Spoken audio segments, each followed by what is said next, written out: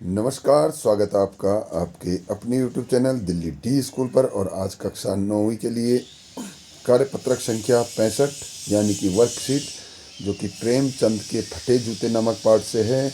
यहाँ से यह पाठ शुरू होगा। इसके रचयिता है, व्यंग्यकार हैं। यह एक व्यंग्य है जिसके व्यंग्यकार हैं हरिशंकर परसाई जी, और उन्होंने यह लेख लिखा हुआ है जो कि प्रेमचंद पर उन्होंने लिखा है। और प्रेमचंद जी हिंदी साहित्य के बहुत बड़े लेखक, बहुत ही बड़े साहित्यकार, जिन्होंने कई उपन्यास, कहानियाँ और कथाएं कई सारी लिखी।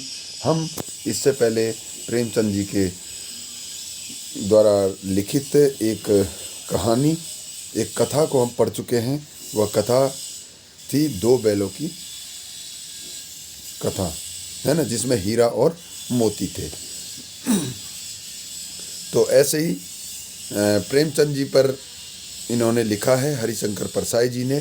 और आइए देखते हैं, यहाँ पर एक गद्यांश दिया गया है इसी पाठ से संबंधित, और उसको हम जानेंगे कि उस गद्यांश में क्या है और क्या क्या उनके द्वारा लिखा गया है। अब शुरू कर रहा हूँ मैं गद्यांश को, लेकिन हाँ, इस चैनल को सब्सक्राइब ज़रूर करें और अपने जितने दोस्त हैं, जितने भी मित्र आपके जो कक्षा 9वीं में अभी पढ़ रहे हैं, उन सभी के साथ इस वीडियो को शेयर करना बिल्कुल ना भूलें। और उम्मीद है कि यह वीडियो आपको अच्छी लगेगी। तो शुरू करता हूँ मैं। प्रेमचंद का एक चित्र मेरे सामने है। कौन कह रहे हैं? लेखक कह रहे हैं कि पत्नी के साथ फोटो खिंचा रहे हैं। सिर पर किसी मोटे कपड़े की टोपी, कुर्ता और धोती पहने हैं। कनपट्टी चिपकी है। गालों की हड्डियां उभर आई है, पर घनी मूछें चेहरे को भरा भरा बतलाती है। ठीक है, ये प्रेमचंद जी के बारे में यहाँ पर बताया जा रहा है। पाँव में कैनवस के जूते हैं जिनके बंद बेतरतीब बंधे हैं। अब पाँव में क्या है? जूते हैं और जिनके बंद जो कि वो बेतरतीब बंधे हुए हैं। कहाँ किसकी बात हो रही है? प्रेमचंद जी की बात हो रही है। तो प्रेमचंद जी के बारे में कहा जा रहा है कि प्रेमचंद जी फ़ोटो खिंचवाने जा रहे हैं अपनी पत्नी के साथ, और उन्होंने उनके जो कपड़े हैं वे उनकी जो वेशभूषा है उनके बारे में बताया जा रहा है। एक टोपी उन्होंने पहनी हुई है जो कि मोटे कपड़े की है, कुर्ता है, धोती पहने हुए हैं और कनपट्टी चिपटी हुई है। साथ ही उन्होंने कहा कि गालों की जो हड्डियां हैं वो उभर आई है।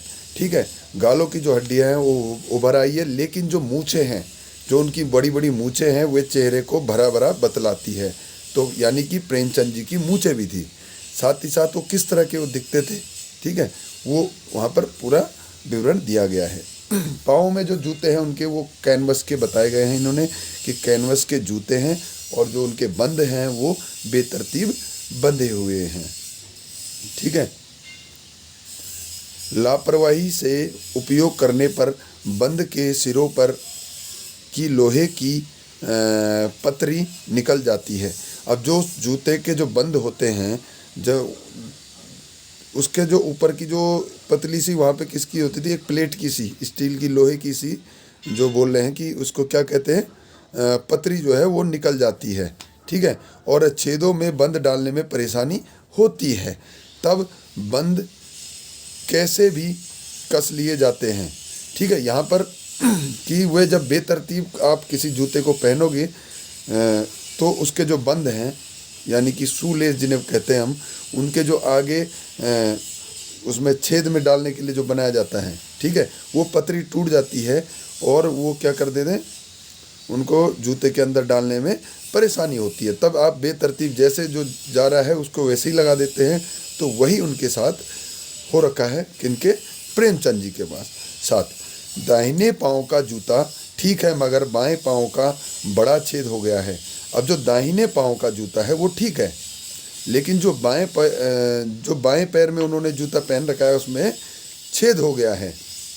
ठीक है, जिसमें से अंगुली जो है वो बाहर निकल आई है।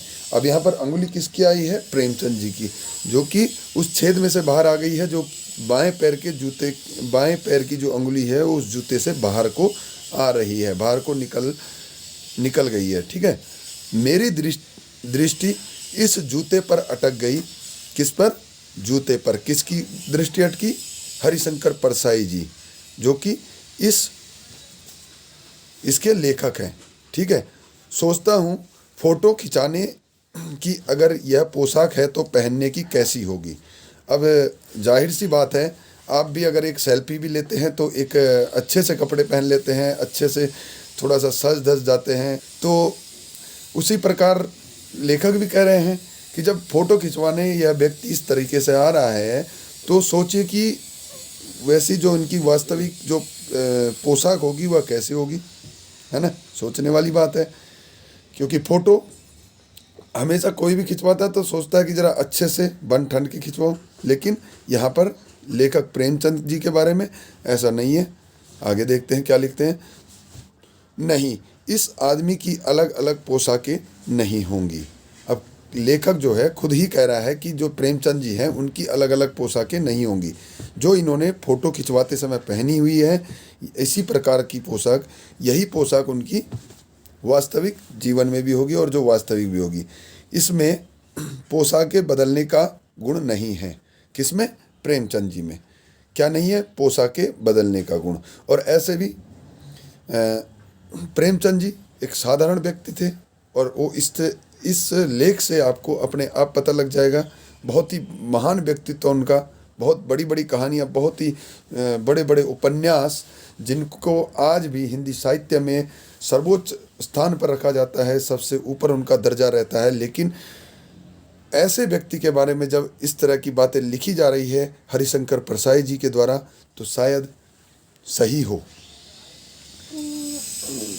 यह जैसा है वैसा ही फोटो में खिंच जाता है। किसके बारे में? प्रेमचंद जी के बारे में।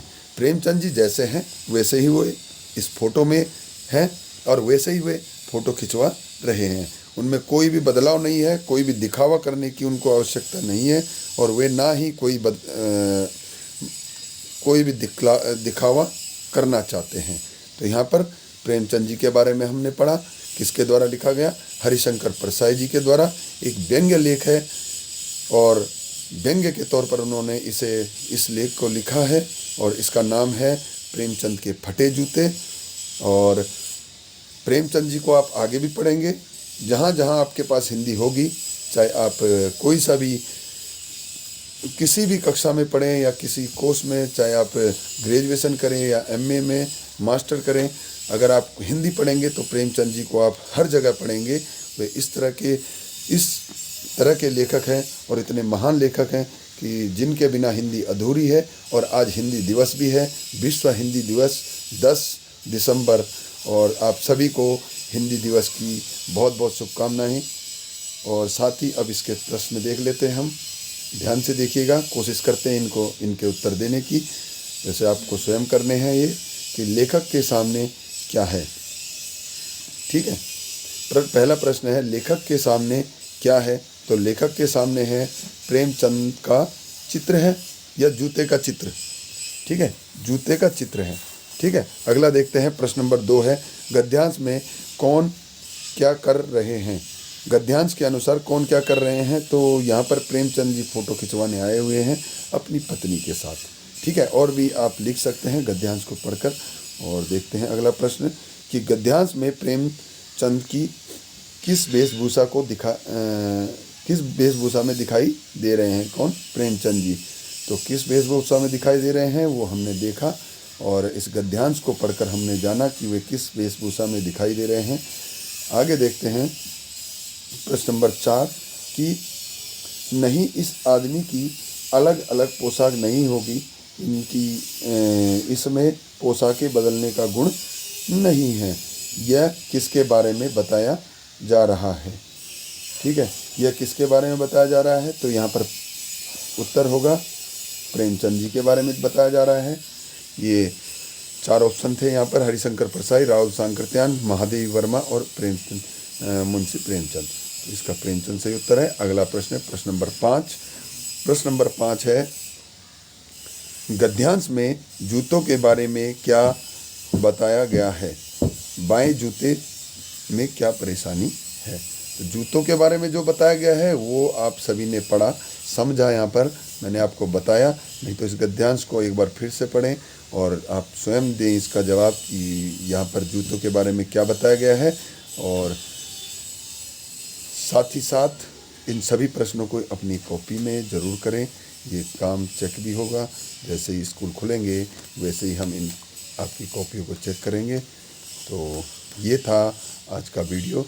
उम्मीद है कि आप सभी को अच्छे से समझ में आ गया होगा और सारे प्रश्नों के उत्तर आप अपनी भाषा में अपने शब्दों में ज़रूर लिखेंगे। और एक बार फिर से आप सभी को विश्व हिंदी दिवस की बहुत बहुत शुभकामनाएं। नमस्कार, जय हिंद, जय भारत।